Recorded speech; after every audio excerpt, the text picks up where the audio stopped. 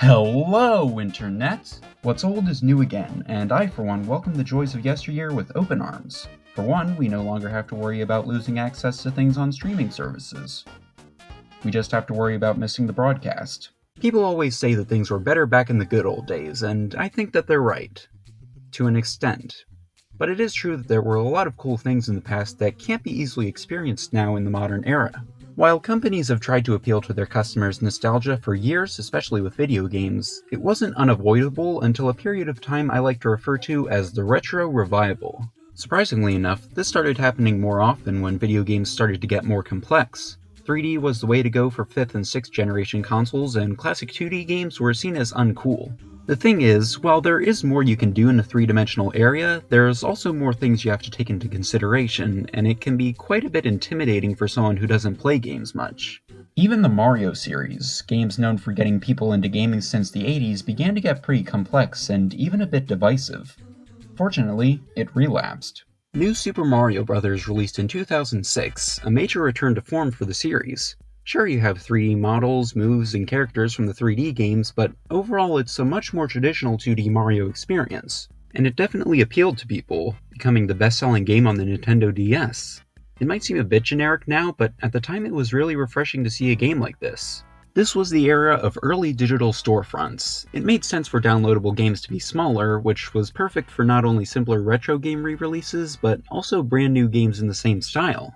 Braid was one of those early indie games that took major inspiration from the classics, along with Fez, Bit Trip Runner, VVVVVV, all of which are a lot of fun to play, and it wasn't just new indie games either. We had plenty of series that had gone in different directions in recent years returning to their roots, and while not all of them were winners, they made a lot of longtime fans happy.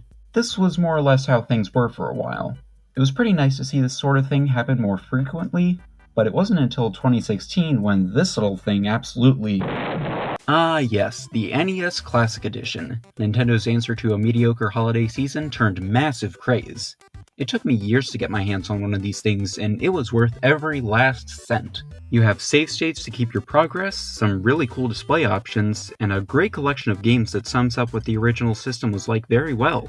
If you can find one, I'd certainly recommend picking it up. And because of how popular it was, it led to not only similar mini-consoles, but also an insane amount of retro gaming merchandise appearing in every store you could possibly think of. Every single one. You've got simple things like mugs and lights, but then you have replicas of arcade machines in all shapes and sizes, from choking hazards to the full-scale real-deal cabinets, minus the microtransactions. All of this was definitely a fun nostalgia trip for the people who grew up with it, but it did a little more than that, something really important. It introduced new people to these kinds of experiences, and that includes me. I didn't grow up in the 80s or 90s, so this wave of revitalizing classic games was my initial exposure to them.